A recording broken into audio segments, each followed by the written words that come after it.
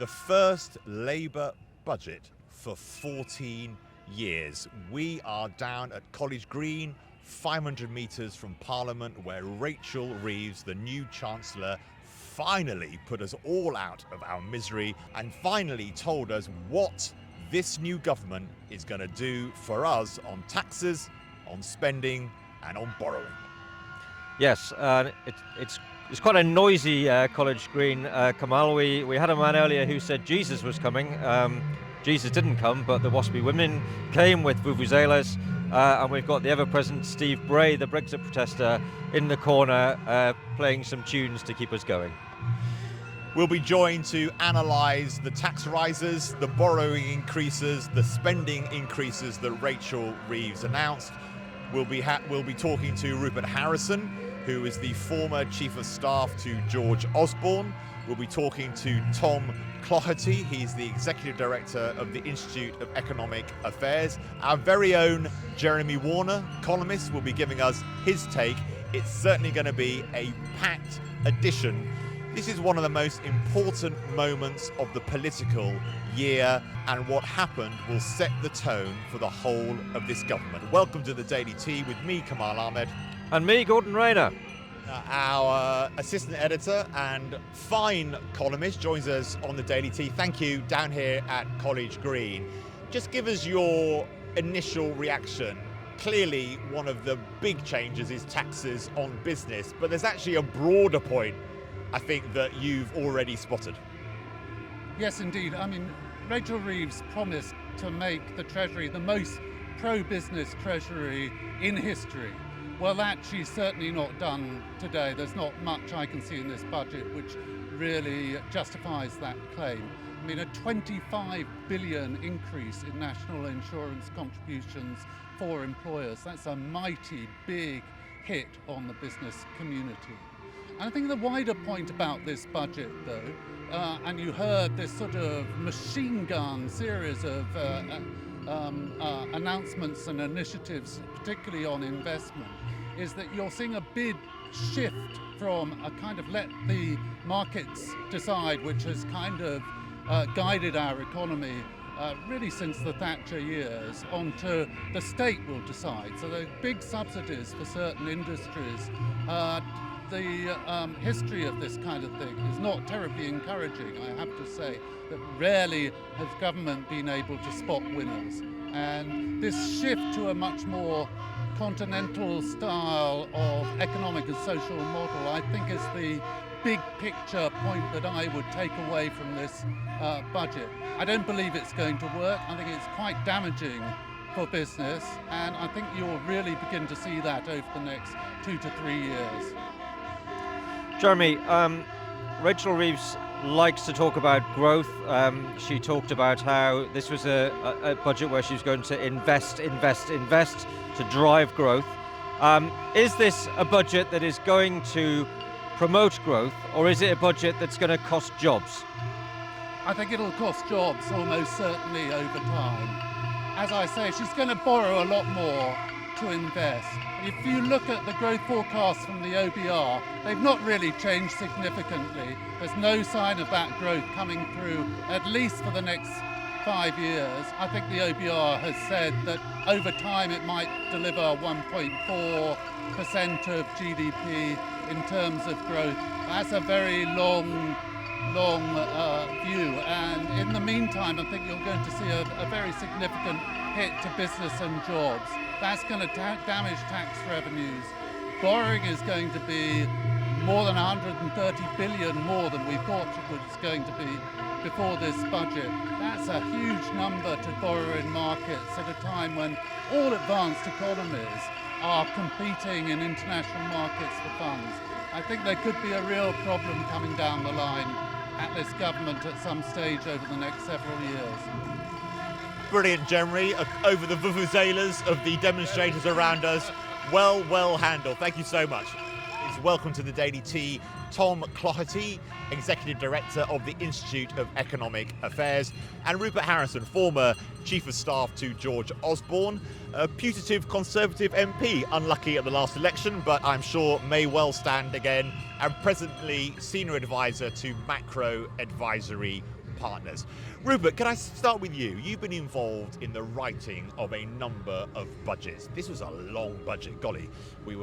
My colleague Gordon was looking about how long William Gladstone had spoken for in previous budgets. 4.5 hours, I think that was. 4 So at hours least 45. Disraeli did 5 hours, but that was with a break. At least it wasn't quite that long. But nevertheless, Rupert, what is it you're trying to actually achieve as Chancellor? So this is your big moment. It's your big platform, not just for the rest of the year, but because it's the first budget of the Parliament, for the rest of the Parliament. So you have got to give your party the song that it's going to sing for the next 5 years. So this is really the beginning of the election campaign with this budget. So you've got to give your Labour MPs those lines that they can go out and repeat on national media, local media, when they're on the doorstep, to give them a feeling that, okay, this is the story of what the government's for. You mentioned the length of the speech, you also have to win over the House of Commons. Now, of course, most of the House of Commons is Labour MPs, so easier than normal with such a big majority. But I think such a long speech does make it harder because, I found myself drifting off, I have to say, and you could tell in the House of Commons there were quite long periods where the energy was quite low. And so I think the length of the speech makes that a lot harder. But the key test is going to be, do those key lines that she's given her MPs, do they fly over the weeks and months ahead? And did you feel she got that? And what are your main takeaways from what you've just heard, given that we have had the detail of an increase in taxes, an increase in borrowing, and an increase in spending? So my feeling is that she has given her MPs more difficult questions to answer than good lines. Because effectively the bottom line is you've got a huge tax increase when the entire tone of the election campaign was we're not going to raise taxes. You've got a very big increase in borrowing and debt, however it's stressed up, for what looks like a relatively small increase in spending. I mean, it's, not nothing. The Institute for Fiscal Studies is saying it looks like there's about a 2% of GDP, £70 billion increase in spending by 5 years' time. But that is the overall size of the state rising to 44% of GDP. So going from 42 to 44, that's what she's bought herself, but with a huge increase in tax and a huge increase in borrowing. And I think that is going to be, certainly in the short term, a difficult sell.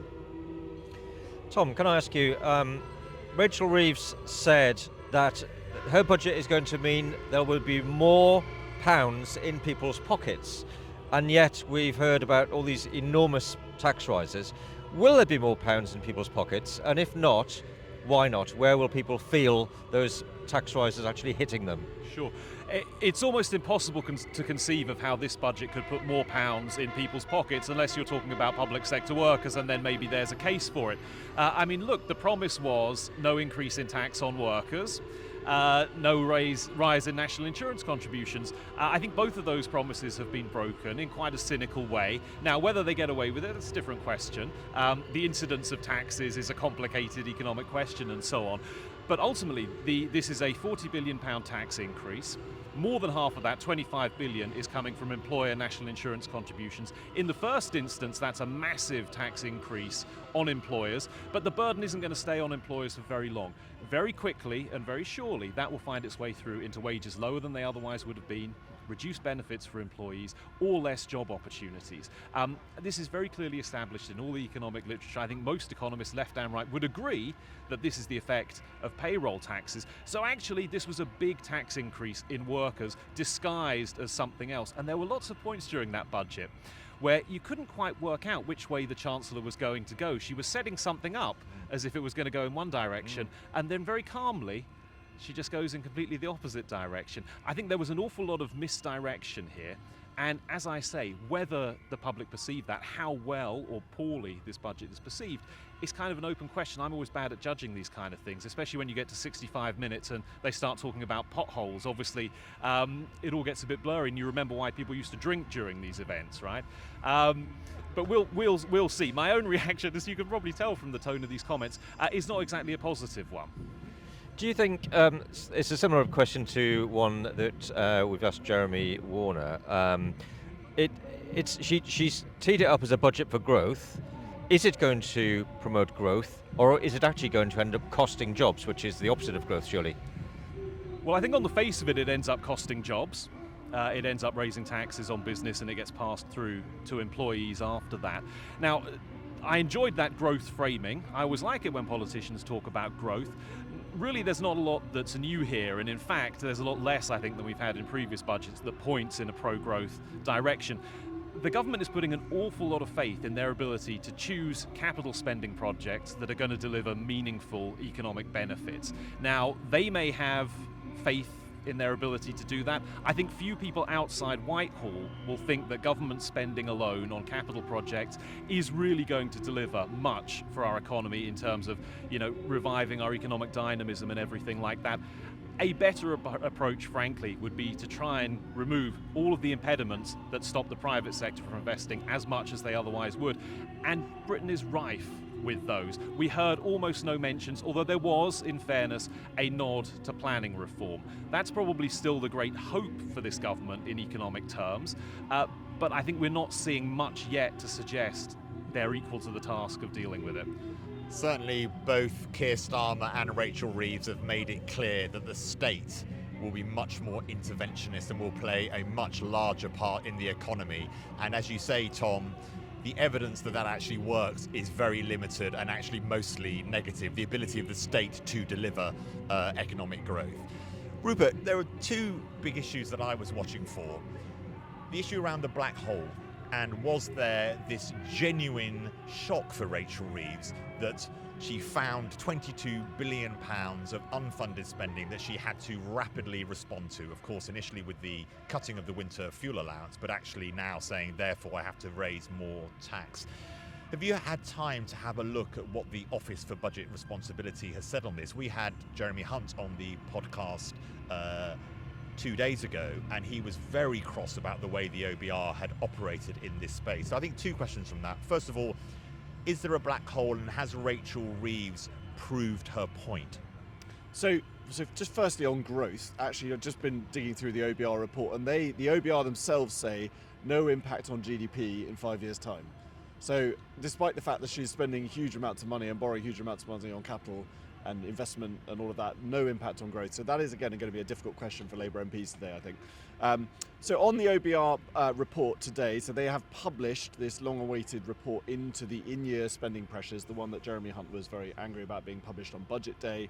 I've just had a chance to read it, and they do not stack up the black hole. So that they have said that it's not possible to say how much of the roughly 9 billion of in-year spending pressures would have been resolved in the normal way.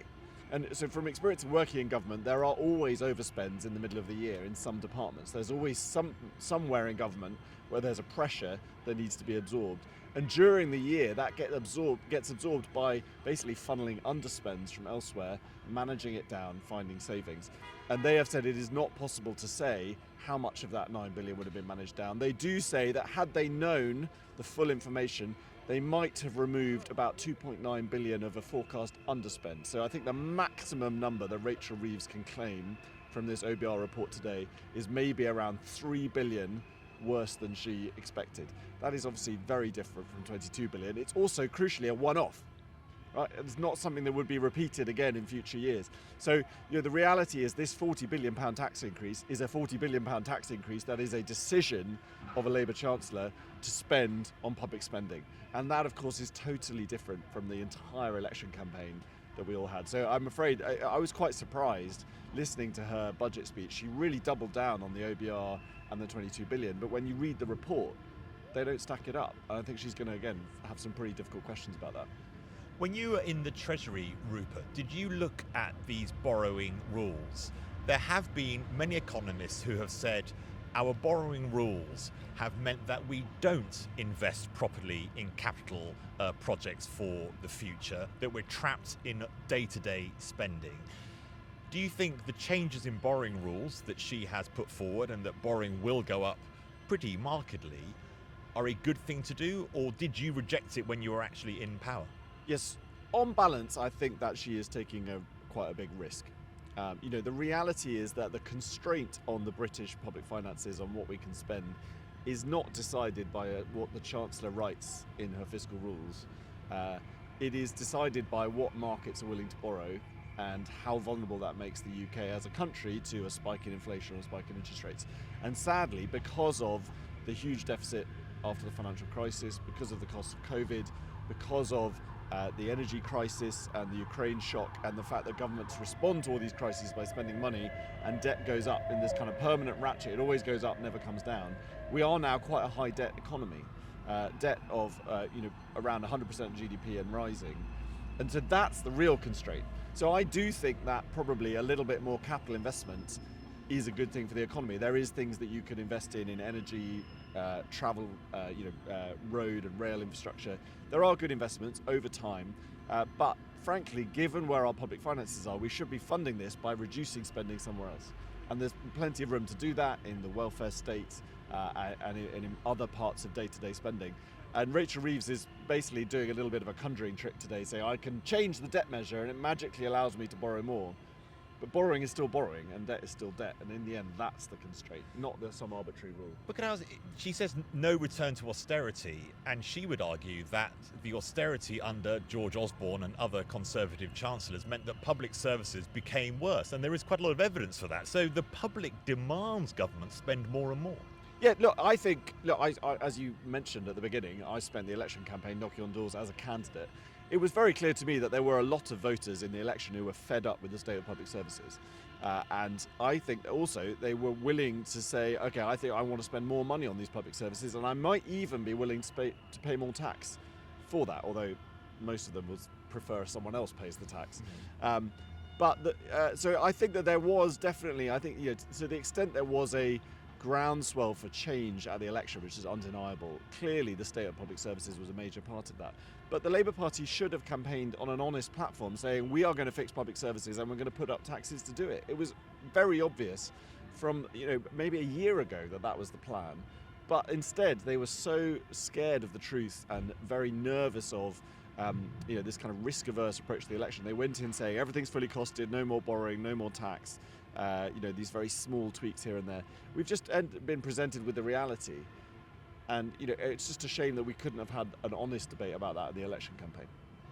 Tom, while we're talking about borrowing, and I just want to throw in the fact that already the cost of servicing interest on debt is £102 billion a year, which is about more than half what we spend on the NHS, which seems an incredible amount of money just to be spending on interest. But we think our calculations here are that Rachel Reeves wants to borrow another 143 billion over the course of 5 years. Now that may be a sort of abstract concept to people, but there is a real danger, isn't there, that the more the government borrows, the more that could affect interest rates, and then people could see that coming through in terms of higher mortgages. Is that fair to say? Yeah, that's right. I mean, I think that this is one of the great dangers you face with any kind of borrowing spike, that it's very easy for the cost of government debt, once it reaches a certain level, just to get out of control if there is that spike in interest rates and government borrowing costs, as you suggest. That's something that I think the Treasury needs to be very, very careful about. And I suspect it probably does weigh quite heavily on the mind of the Chancellor that they desperately want to avoid that kind of thing happening. But of course, sometimes the dynamics of these things are difficult to predict and you don't quite know the situation you're going to get into. I mean, I think in a way, the biggest challenge that they're going to face in government is that nothing is going to feel that different to them. Now, yes, they're borrowing a lot more money, they're doing some capital projects, at least they say they're going to for now. They're splashing a bit of money around here and there, there's all that usual small pots for this, for that, and so on. But actually, the increase in spending in real terms for departments is still pretty tight, especially given how much of that is going to go into the health service. It's very unlikely that people are going to see an awful lot of wage growth in future. So, low wage growth, government departments that are strapped for cash, borrowing costs that are a little dangerous if things go the wrong way for you in the markets. This is basically the same kind of scenario that the Conservatives faced in their time in government. And ultimately, I think what happens is you just get stuck. You get trapped basically managing decline, and you can't break free of it, and you end up in 5 years' time or whenever thinking, what have we achieved? Has anything changed over our time in government? Probably not. I think ultimately you have to have some kind of much more radical reformist approach. You have to really deal with the fundamental causes of Britain's economic malaise. Otherwise, you just end up chasing your tail, and that frankly to me is a little bit what this feels like. And in a nutshell, how would you achieve that? Are we talking about tax cuts? I mean, look, tax cuts would be helpful. I think tax reform more broadly, even revenue neutral, can be a very good thing for growth. But I don't actually think that tax is, the core of the answer or the majority of the answer here. It's mostly on the regulatory side for me. We need massive supply side liberalisation. That means, first of all, making it much easier to build and develop all kinds of different things. Maybe the government's got good plans there, time will tell. I think it means making energy a lot cheaper. If anything, they're going to go in the opposite direction on that. And where they really are going to go in the opposite direction from what I would like to see is in making sure that labour markets remain flexible or even get more flexible over time. It does seem to me with the government's moves on employment rights, we could be really destroying one of the few good things we have going for us compared with our peers in Europe by tying everyone up in an awful lot of red tape. So look, it's a very difficult situation to deal with. I would not want to be in the Chancellor's shoes at all, because apart from all of the other things we've discussed, there is a huge tidal wave looming over the government finances in terms of age-related liabilities as our population gets older. Didn't really talk much about that. Of course, no one ever wants to. So it's not easy, and it's not like you can just stand there and cut this tax and that tax and another tax. I recognise how difficult it is. But what I think is that they're basically following in the footsteps of their immediate predecessors. They're going to face the same challenges, and it's not clear to me at all that they have a way to break out of that spiral. Tom and Rupert, we've been broadcasting almost in the middle of a disco, it sounds like, here on College Green. We really appreciate your time and your intelligent takes on this budget. Rachel Reeves' first budget, the first Labour budget for 14 years. One big thing I think, Gordon, that we've said throughout this podcast is the state is going to have a far greater role in all our lives. We're going to be paying more tax as individuals. We're going to be borrowing more as a country. And the key test now for the Chancellor of the Exchequer and this new Labour government, just as you say, Tom, is will they get the results? We will be keeping an eye on all those things. Thank you so much, Gordon, for also battling with the vuvuzelas and the demonstrators in this wonderful day on College Green in Parliament, by Parliament in central London for Budget Day. We'll be back 5 o'clock tomorrow.